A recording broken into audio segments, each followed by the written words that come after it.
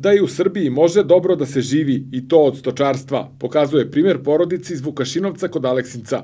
Porodicu Vasiljević, koja čuva stotinak ovaca i nešto manje mangulica i planira povećanje grla i proširenje proizvodnje, posetio je naš dopisnik iz Aleksinca Dušan Stevanović. Da i u Srbiji može lepo da se živi, čak lepše nego u Švajcarskoj, pokazuje primjer porodice Vasiljević iz sela Vukašinovac kod Aleksinca. Nakon završenog radnog veka u Švajcarskoj, oni su rešili da se vrate u svoj rodni kraj i započnu novi život. Naučeni da rade po ceo dan, tamo negde u tuđini, nisu želeli da sede skrštenih ruku u domovini.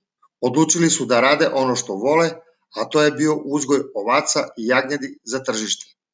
Nakon kraćeg vremena adaptirali su štalu po švajcarskim standardima i oformili stado od 100 ovaca.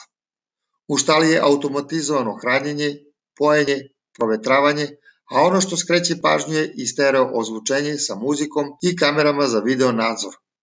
Domaćin kuće Nebojša Vasiljević kaže da voli ovaj posao i da ga sa zadovoljstvom radi, a na naše pitanje da li ovde može dobro da se živi, Nebojša kaže: Mnogo volim ovu zemlju i želim da živim malo sad i u ovoj zemlji, jer 30 godina Švajcarske je dovoljno. Morali bi ljudi prvo da probaju kako izgleda otići ujutru po mraku, vratiti se po mraku. Tamo je sve lepo u belim rukavicama. Računi su tu, plaća se, a ovde ima mnogo više slobode i mnogo se manje radi nego bilo gde na dan. A može dobro da se živi? Može. Ako čovek radi, ako želi ozbiljno da se bavi nečim, može.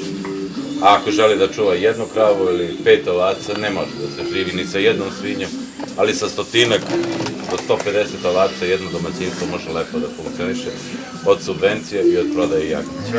A mogućnosti postoje još da ima radne snage, moglo bi da se muzu ovce, da se prodaje sir. Mi trenutno nemamo te mogućnosti, nas je samo 4 i svako ima svoje, tako da živimo samo od prodaje jagnjeća. Kao i svaki poljoprivredni proizvođač, Nebojša je pravio računicu. Pitali smo ga ima li matematike u svom ovom poslu, da li može dobro da se živi od ovčarstva. Trenutno su nam kapaciteti dozvoljavaju da možemo 100 ovaca da imamo u štali. Evo za sada su 70-ak se ojagnjilo, imamo 80 jagnjeta, svako može da sabere koliko je to. Ako je kilogram jagnjetine žive vage 300 dinara, puta 40 kilograma, znači svako jagnje u tom periodu vredi nekdo oko 100. Na 80 ovaca jagnjeta to je 8.000 evra, a država je platila 7.000 po ovci, sad svako može izvedeti svoju računicu. U porodici Vasiljević svako ima svoja zaduženja. Domaćica Gordana je zadužena da bude babica ovcama dok se jagnje, a uz to je i disk džokej pri odabiru muzike za ovce. Ja sam zadužena za jagnje, znači ovce se jagnje od 12, imaju pauzu do 4 do 12 dežuram, znači svako večer pratim ovce, da li se jagnje ili ne. Ako se jagnje nekad znam da osvanem do ujutru, kako kad, ali u svakom slučaju čovjek sve što voli, nije mu ništa teško u stvari. Tako to je moje zaduženje, znači zimi, koje ja pratim ovce jagnjenja.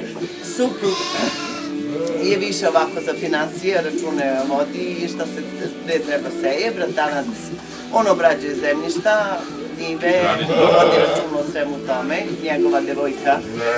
Tu je za ručkove, za večere, tako da smo svi imamo svaki svoj posao. Pored toga, porodica Vasiljević bavi se i uzgojem svinja mangulica. Za sada imaju oko 60 mangulica, ali se razmišlja i o povećanju krda kako bi mogli da otvore mini proizvodnju za preradu ovog kvalitetnog mesa u kobasice, čvarke, šunke. Gazdinstva porodice Vasiljević iz sela Vukašinovca kod Aleksinca za televiziju Laser Dušan Stevanović.